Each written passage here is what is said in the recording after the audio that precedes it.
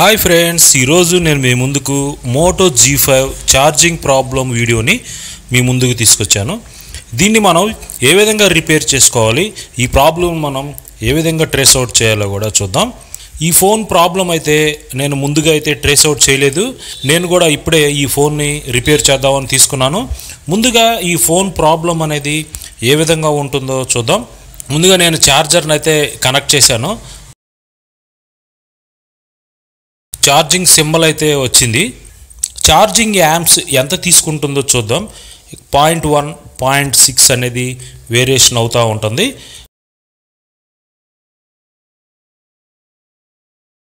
Charging కూడా 2% అని చూపించింది. వెంటనే ఛార్జింగ్ అనేది ఆగిపోయింది, అంటే ఫోన్ అనేది ఆగిపోతుంది. మరలా అదే ఆటోమేటిక్గా ఛార్జింగ్ సింబల్ వస్తుంది, పర్సంటేజ్ కూడా చూపిస్తుంది, మరలా ఆగిపోతుంది.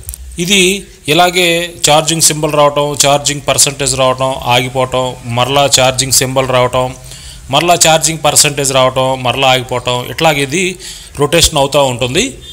ఈ ప్రాబ్లం మనం ఏ విధంగా సాల్వ్ చేయాలో చూద్దాం.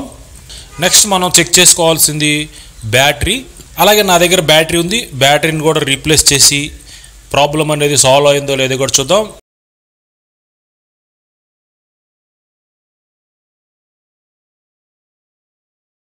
బ్యాటరీని అయితే రీప్లేస్ చేశాను, మరలా ఛార్జర్ని కనెక్ట్ చేశాను. ఛార్జర్ సింబల్ వచ్చింది.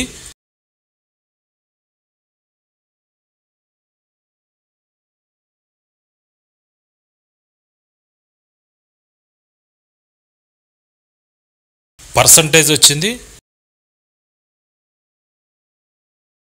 మరలా ఆగిపోయింది. సేమ్ ప్రాబ్లం ఇలాగే ఉంది. మనం బ్యాటరీని రీప్లేస్ చేసినా కూడా ఇలాగే సేమ్ ప్రాబ్లం అయితే ఉంది, అంటే బ్యాటరీ ప్రాబ్లం అయితే కాదు. ఇంకా మనం చెక్ చేసుకోవాల్సింది ఏంటంటే బోర్డు ఏదైనా డ్యామేజ్ అయిందా, ఏమన్నా కెపాసిటర్స్ ఏమన్నా షార్ట్ అయినా అనేది ఇవన్నీ కూడా చెక్ చేసుకోవాలి. ఇంకా తర్వాత ఛార్జింగ్ ఏసీ అని, పవర్ సప్లై ఏసీ అని, ఇంకా CPU అని, ఇవన్నీ ప్రాబ్లమ్స్ ఉంటాయి. అంతకంటే ముందు మనం ఒక టెస్టింగ్ అయితే చేయాలి. అదేంటంటే డక్ టెస్ట్. ఈ డక్ టెస్ట్ అనేది నేను తయారు చేసుకున్నాను. దీన్ని ఎలా తయారు చేసుకోవాలి, దీన్ని ఎలాగా ఉపయోగించుకోవాలి, దీనివల్ల మనకి ఉపయోగం ఉంటుందా లేదా అనేది నేను ఒక వీడియో చేశాను. ఆ వీడియో మీరు ఎవరైనా చూడని వాళ్ళు ఉంటే కింద నేను డిస్క్రిప్షన్లో లింక్ ఇస్తాను, తప్పకుండా చూడండి. ఇప్పుడు ఈ డక్ టెస్ట్ ద్వారా మనకి ఏదన్నా ప్రాబ్లం అనేది క్లూ దొరుకుతుందో లేదో చూద్దాం. డక్ టెస్టర్ను మొబైల్కి కనెక్ట్ చేశాను. అలాగే దీనికి ఉన్న ఫ్రోబ్స్ కూడా red colour, black colour crocodile clips, మీటర్కున్న రెడ్ ఫ్రోబ్, బ్లాక్ ఫ్రోబ్కి ఏ కలర్కి ఆ కలర్ మనం కనెక్ట్ చేసి మల్టీమీటర్ని బీప్ మోడ్లో పెట్టుకోవాలి. అంటే డైవర్డ్ మోడ్ కానీ లేదా బజర్ మోడ్లో కానీ పెట్టుకోవాలి. ఇక్కడ డక్ టెస్టర్కి 5 బటన్స్ ఉన్నాయి. ఈ 5 బటన్స్ ఏంటంటే ఫస్ట్ బటను గ్రౌండ్ బటను, రెండో బటను OTG బటను, మూడో button data plus, 4 data minus, 5 charging plus. ఇప్పుడు ముందుగా అయితే మనం గ్రౌండ్ బటన్ని ప్రెస్ చేద్దాం. గ్రౌండ్ బటన్ని ప్రెస్ చేసినప్పుడు మల్టీమీటర్లో నుంచి బజర్ సౌండ్ అయితే వస్తుంది. బజర్ సౌండ్ వస్తే గ్రౌండ్ అనేది ప్రాపర్గా కనెక్ట్ అయిందని అర్థం. బజర్ సౌండ్ కనుక రాకపోతే గ్రౌండ్ పాయింట్ అనేది ఓపెన్ అయిందని అర్థం. ముందుగా అయితే నేను మొట్టమొదటి బటన్ గ్రౌండ్ బటన్ని ప్రెస్ చేస్తున్నాను.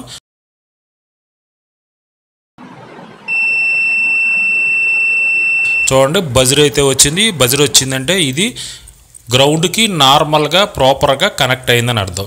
తర్వాత రెండో బటన్ OTG బటన్. ఈ రెండో బటన్ అనేది OTGకి సంబంధించింది. ఇది మనం ప్రెస్ చేసినప్పుడు బజర్ సౌండ్ అనేది రాకూడదు. జనరల్గా ఇక్కడ మీటర్ అనేది రీడింగ్ అయితే రావాలి.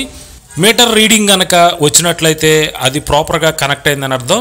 మీటర్ రీడింగ్ కనుక రాకపోతే ఓపెన్ అయిందని అర్థం. ఇప్పుడు నేను రెండో బటన్ని ప్రెస్ చేశాను.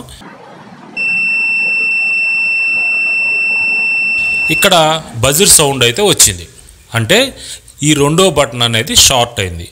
మొట్టమొదటిది గ్రౌండ్ బటను ప్రాపర్గా కనెక్ట్ అయింది, రెండో బటన్ OTG బటన్ షార్ట్ అయింది. అలాగే మూడో బటన్ కూడా ప్రెస్ చేసి చూద్దాం. ఇది బజర్ మోగలేదు, రీడింగ్ రాలేదు, అంటే ఇది షార్ట్ అవ్వలేదు, ప్రాపర్గా కనెక్ట్ అవ్వలేదు. ఈ ట్రాక్ అనేది ఓపెన్ అయిపోయింది, అందువల్ల మనకి రీడింగ్ అనేది రాలేదు. తర్వాత 4వ బటన్ని ప్రెస్ చేసి చూద్దాం.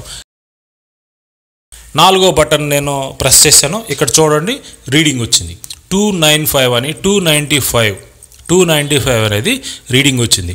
అంటే ఇది ప్రాపర్గా కనెక్ట్ అయి ఉందని అర్థం. చివరగా ఐదో బటన్ అంటే ఇది ఛార్జర్ ప్లస్ బటన్ అనమాట. ఈ ఛార్జర్ బటన్ మనం ప్రెస్ చేసినప్పుడైతే రీడింగ్ వచ్చింది 292 అని రీడింగ్ వచ్చింది. అంటే ఇది షార్ట్ అవ్వలేదు, ఓపెన్ అవ్వలేదు. 292 రీడింగ్ వచ్చింది కాబట్టి ఇది ప్రాపర్గా కనెక్ట్ అయి ఉందని అర్థం.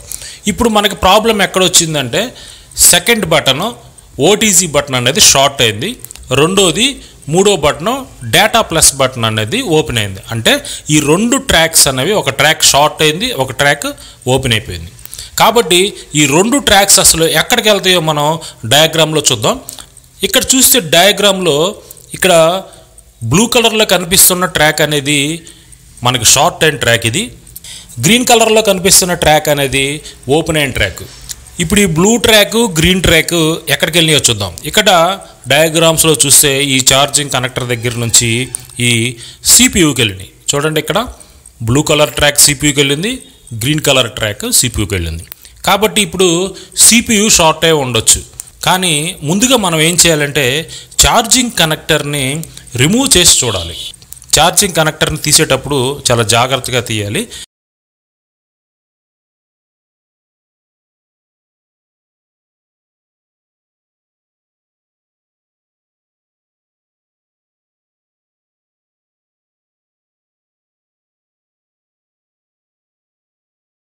ఛార్జింగ్ కనెక్టర్ని అయితే నేను జాగ్రత్తగా రిమూవ్ చేశాను.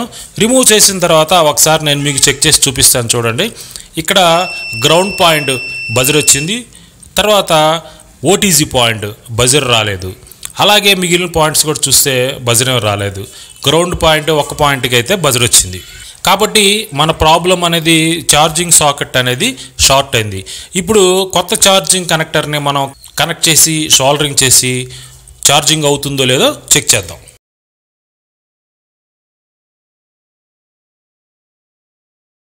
ఛార్జింగ్ కనెక్టర్ని అయితే నేను సోల్డరింగ్ చేశాను. ఇక్కడ పేస్ట్ అనేది ఏమి లేకుండా శుభ్రంగా కూడా క్లీన్ చేసుకోవాలి. ఇప్పుడు నేను బోర్డు ఫోన్లో బిగించేసి ఛార్జింగ్ అవుతుందో లేదో చెక్ చేస్తాను. చూడండి నేను ఛార్జర్ని కనెక్ట్ చేశాను. ఛార్జింగ్ సింబల్ అనేది వచ్చింది, ఇంకా పర్సంటేజ్ కూడా మనకి చూపించింది.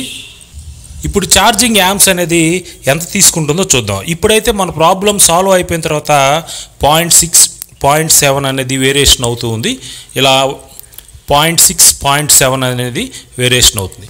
ఇంతకు ముందు అయితే 0.6, 0.1, 0.6, 0.1 అనేది వేరియేషన్ అవుతూ ఉంది.